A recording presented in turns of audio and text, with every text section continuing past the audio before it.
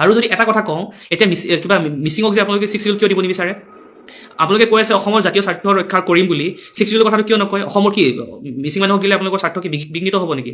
বিঘ্নিত কেতিয়াও নহয়। 6 শিডিউলটো ওৱান অফ দ্য একদম চেফেষ্ট হয়, এটা মানে টুল হয়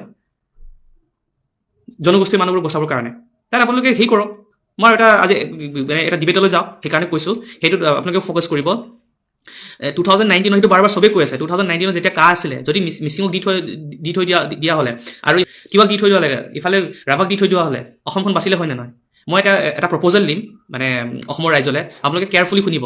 সেইটো হৈছে, যদি আমি ভাবোঁ যুক্তৰাষ্ট্ৰীয়ভাৱে দেই, মানে 6 শিডিউল হ'লে মানে মিচিঙক যদি 6 শিডিউলটো দিয়ে, অকল মিচিঙে ৰাজত্ব কৰিব, সেইটো কনচেপ্ট ভুল। কেনেকৈ ভুল? তাত আহোম আছে, গোৰ্খা আছে, বড়ো আছে, ভিন্ন জনজাতিৰ মানুহ আছে। তাত যদি 40টা যদি 6 শিডিউল এৰিয়াত যদি 40টা যদি পজিশ্যন যদি ক্ৰিয়েট হয়, মানে সেই থাকে এছেম্বলি টাইপ যদি পজিশ্যন থাকে, তাতে ছাপ'জ ধৰি লৈছোঁ 5টা আহোমক দিলে, 2টা দেউৰীক দিলে, 2টা সোণোৱালক দিলে, এজন কিবাক দিলে, গোৰ্খাক দিলে। এনেকৈ কৰি যদি 6 শিডিউলটো যদি লৈ ল'ব পাৰোঁ, তেতিয়াহ'লে সেই যিখিনি জনগোষ্ঠী আছে তেখেতে পাৰ্টিচিপেট কৰিব পাৰিব নাই? আৰু চেণ্ট্ৰেলৰ ল'টো যে তাত ইমপ্লিমেণ্ট নহ'ব নহয়, আমি কোনে বাচিম তেতিয়া? অসমীয়া বাচিম নে নাই? নে নাবাচ? আপোনালোকে ভাবে নেকি মিচিংটো পাৰ্ট নহয় আপোনালোকৰ বুলি? সেই অংকলৈ কিয় নাহে? সেই ডিছকাশ্যনলৈ আহকচোন। আৰু যদি অসমখন যে বচোৱাৰ কথা কৈ আছে, মই আৰু এটা চলিউশ্যন দি দিছোঁ। এইফালে আপাৰ চাইডটো এনেকৈ বাচি গ'ল, নৰ্থ চাইডটো মিচিঙক মানে সেই যিখিনি 6 শিডিউল যিখিনি মিড চাইডত দি দিয়ক। যিখিনি হেৰুৱা গাঁৱৰ পৰা গোটেই মৰিগাঁওখিনি আপ টু সেইলৈকে জাগিৰোড কিবালৈকে আপোনালোকে দি দিয়ক, একদম নগাঁও কলিয়াবৰলৈকে। তেতিয়া কি হ'ব গম পায় নাই? তেতিয়া কি হ'ব, আমাৰ তাত যিখিনি থলুৱা মানুহ আছে তাহাঁতকো ৰিপ্ৰেজেণ্টেটিভ দি দিয়ক।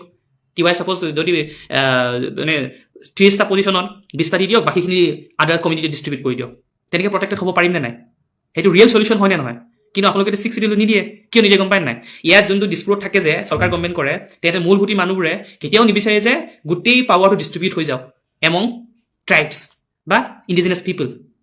ইয়াৰ ৰজাজনটো ৰজা হৈ নাথাকিব। মেঘালয় কনচেপ্টটো জানেনে কেনেকৈ চলে? অল ইহঁত 6 শিডিউল আছে। চ' ইয়াত 66টা ষ্টেট লিষ্ট, সেই 66ৰ মেক্সিমাম সেই কাউন্সিলবোৰে চলায় ইণ্ডিপেণ্ডেণ্টলি। এনেকৈ তাহাঁতে মেঘালয়খন ৰক্ষা কৰি থৈছে। সেই ছেক্ৰিফাইচটো কৰিব পাৰিব অসমে? নোৱাৰে নহয়। সেইকাৰণে 6 শিডিউল দিয়া নাই। চ' 6 শিডিউল সেই যিটো পাৱাৰ হাংৰিটো যদি কমাই দিয়ে নহয়, তেতিয়া যেতিয়া 6 শিডিউল দিব নহয়, চাব অসমখন বাচি যাব। আৰু এইফালে ৰাভাক দি দিয়ক, ল'ৰা ছাইডটো বাচি গ'ল, মাটি কিনিব নোৱাৰিব।